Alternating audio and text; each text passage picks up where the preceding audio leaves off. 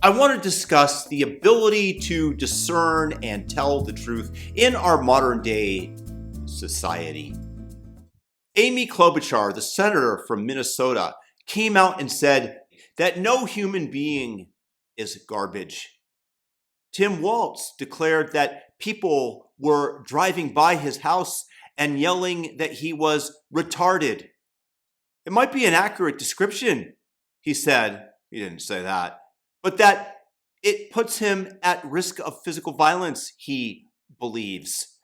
And let's deal with this, because what did the left say about Derek Chauvin, Amy Klobuchar specifically? What did they say continually about Donald Trump, Charlie Kirk?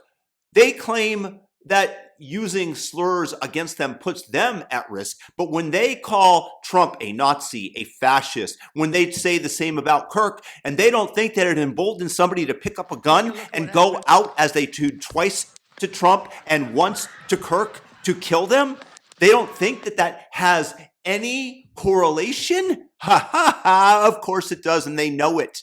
They are holding, once again, the double standard. And the idea that you can't call anything garbage is the PC crap that does not enable us to filter out that which does not help us as a society. Now, for example, take Afghanistan. Afghanistan has garbage practices and a garbage culture which allows adult men to cultivate and get a lot of social status from being able to have the most boys associated with the older men that they get to arape them whenever they want. This is the practice in Afghanistan. Is this garbage, or is this cultural relativism?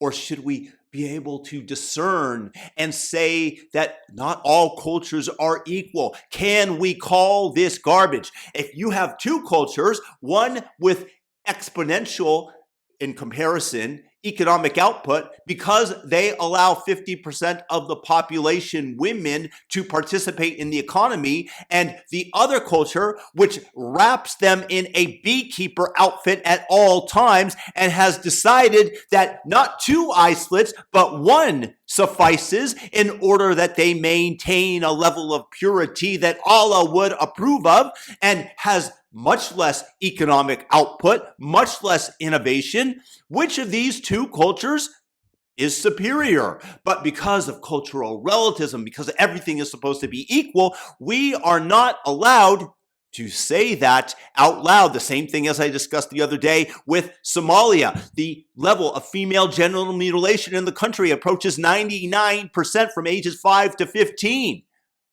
In America, you don't have to go through that. Which one is better as a cultural practice?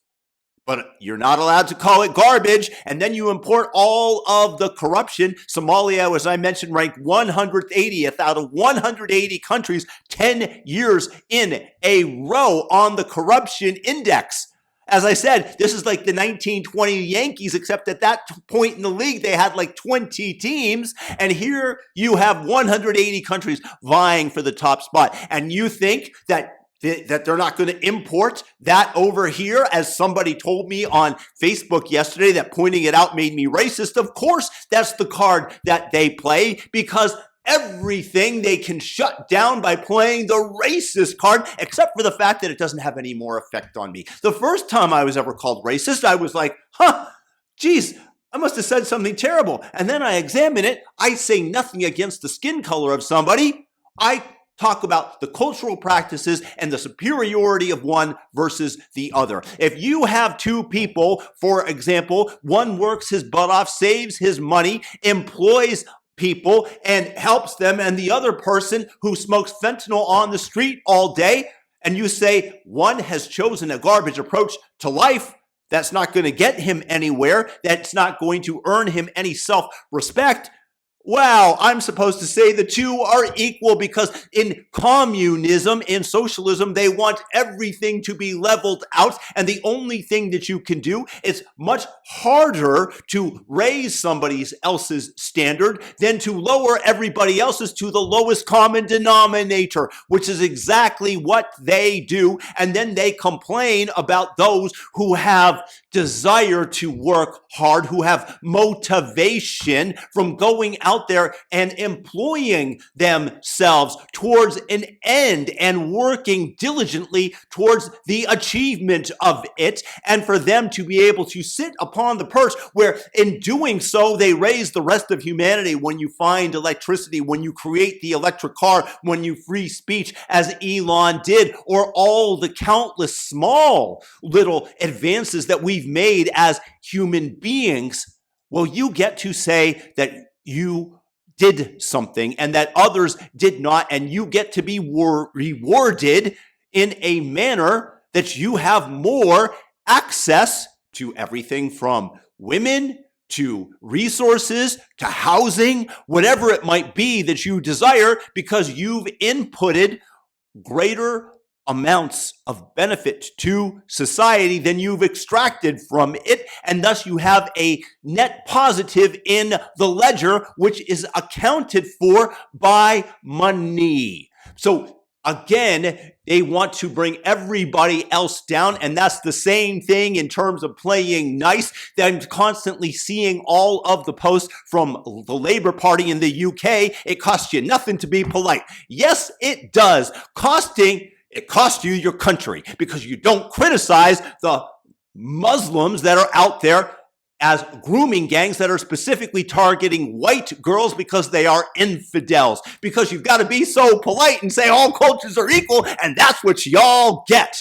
So, no, not everything is equal. Yes, there are garbage things in the world, and it is to our betterment that we are able to discern and separate that which is superior from that which is inferior, the same way you do with rotten food when you decide to eat versus fresh food. It's very simple, people. Don't let them gaslight you and play politically correct and appear that they are superior to you because they are so well-mannered. It gets you nowhere in life. Stand up for truth. Stand up for reason. I'm not advocating being rude, but you have to be able to call a spade a spade. Now, thumb up this video and leave me a comment with your thoughts. Peace out.